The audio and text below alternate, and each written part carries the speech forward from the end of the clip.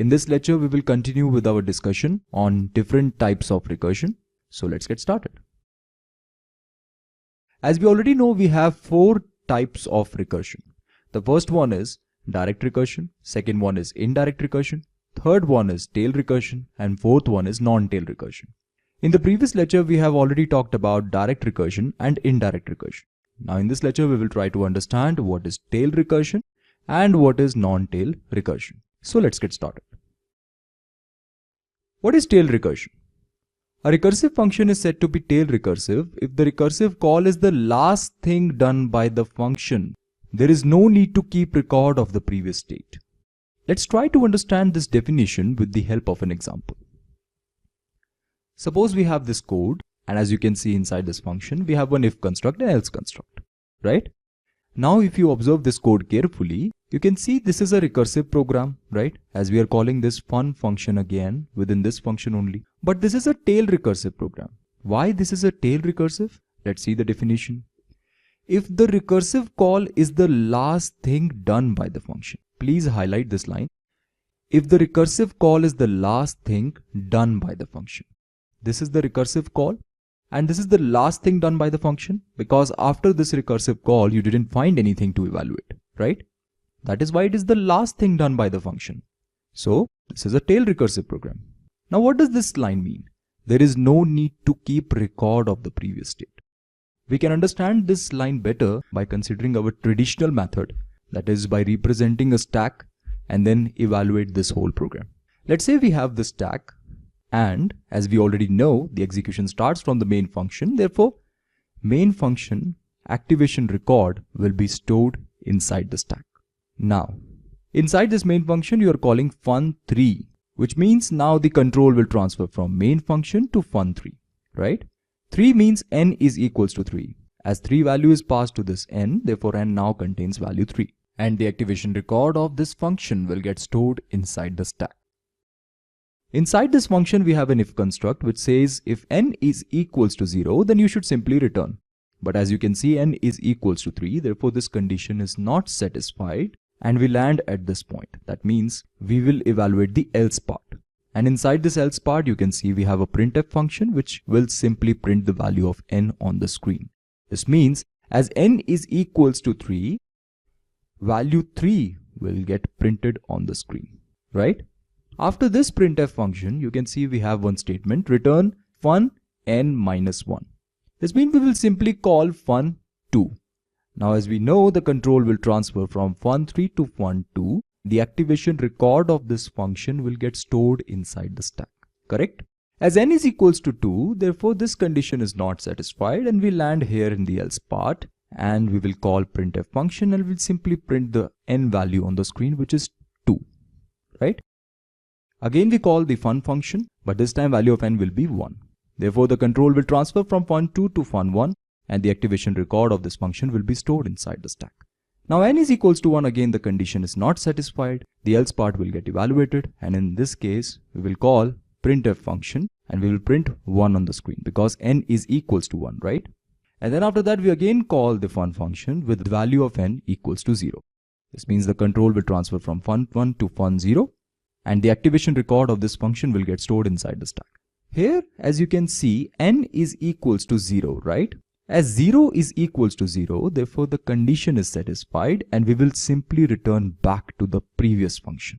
We will simply return back to the previous function. That means we have to return at this particular point.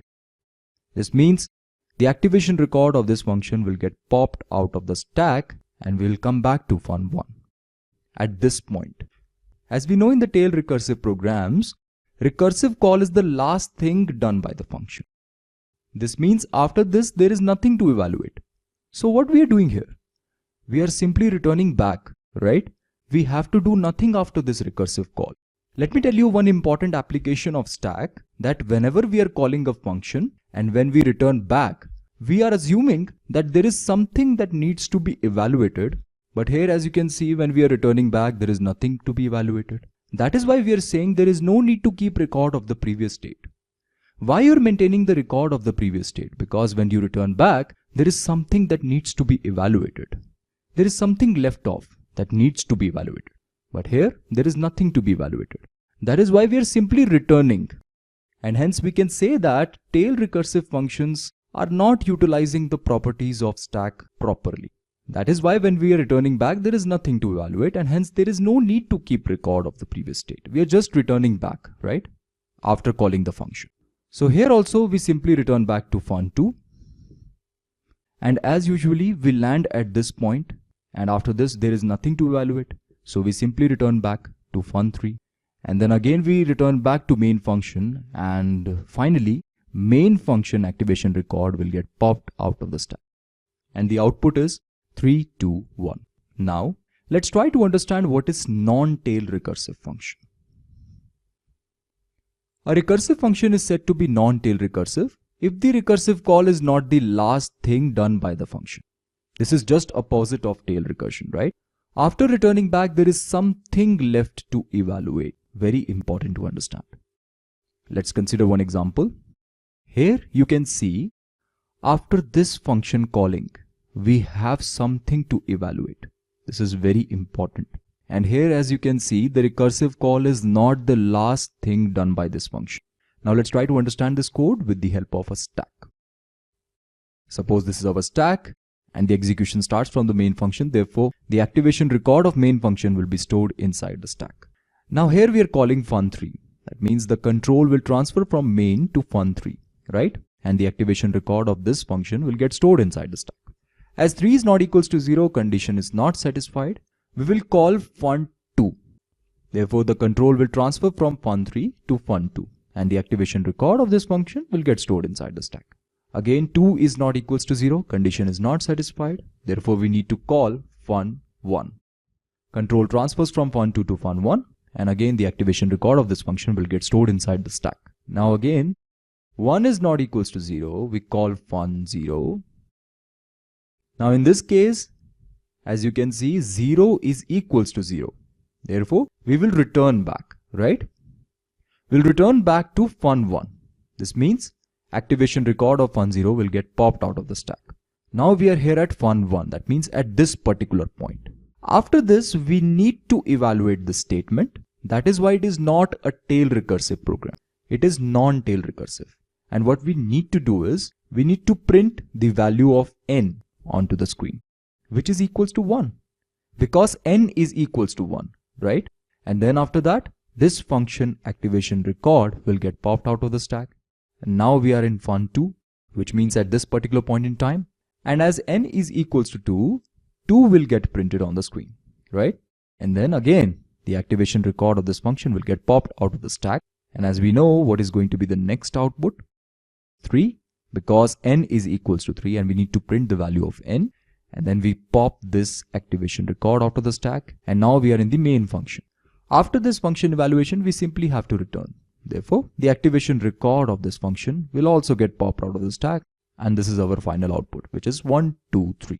If you see in comparison with the previous function, the output is just opposite of that. Previously, the output was 3, 2, 1, and now it is 1, 2, and 3. Correct? This is all about tail recursive and non-tail recursive. But it will be better if I consider one more example of non-tail recursive program. So let's dive into one more example. Now here is our example, and this is a non-tail recursive function. Please note down. Now why it is non-tail recursive? You can see over here there is one statement, return 1 plus fun of n by 2. You might think of this function as tail recursive, right? Because you may think like, after this function calling, there is nothing to be evaluated. But my dear friend, let me tell you one thing. After returning back, this function definitely returns some value, and this value will get added to this value 1. Which means after returning back, we need to evaluate this addition. We need to add value 1 to the value returned by this function. Okay? So that is why this is a non-tail recursive function, and please don't confuse this with tail recursive. Now let's try to understand this program with the help of a stack. Here is our stack, and as the execution starts from the main function, therefore the activation record of main function will be maintained inside the stack. And inside this main function, you can see we are calling printf function, and inside this printf function we are calling fun function, and we are passing 8 value to the variable n as well, right? So whatever the value will be returned by the fun function will be printed on the screen with the help of printf function, right? Okay, so now as we know, the control transfers from main function to fun function, therefore the activation record of this function will be maintained inside the stack. And as n is equals to 8 and 8 is not equals to 1, therefore the condition is not satisfied, and hence the else part will get evaluated, right? And inside this else part we have one statement, return 1 plus fun of n by 2. As n is equals to 8, 8 divided by 2 is equals to 4, right? Therefore fun4 will be called, and hence the control transfers from fun8 to fun4, and the activation record of this function will be maintained inside the stack. Now as n is equals to 4 and 4 is not equals to 1 again, the else part will be evaluated. And here we are calling fun of 2 because n is equals to 4 and 4 divided by 2 is 2. Therefore the control will transfer from fun4 to fun2, and the activation record of it will be maintained inside the stack. In this case, n is equals to 2 and 2 is not equals to 1. Again else part will get evaluated, and hence we are calling fun of 1 because n is equals to 2 and 2 divided by 2 is equals to 1. Now as n is equals to 1 and 1 is equals to 1, this condition is satisfied. Therefore, we will simply return back but with the value 0. And hence the activation record of this function will get popped out of the stack, right? And we return back to fun2 at this particular point. As the value 0 is returned by fun1, therefore this will get replaced by 0, and 1 plus 0 is equals to 1, right? And we will simply return 1 back to the fun4. That means at this point, now this will get replaced by 1, and 1 plus 1 is equals to 2. We will simply return 2 back to this particular function, right? This means we land again at this point. Now as this will get replaced by 2 and 2 plus 1 is equals to 3, we will return this value back to the main function. That means at this particular point. So this will get replaced by 3, and hence the output will be 3. After this, the main function will get popped out of the stack. Hence our final output is 3. This is what is printed by this function printf, right? Now I hope after considering this example, everything is clear about the non-tail recursive functions.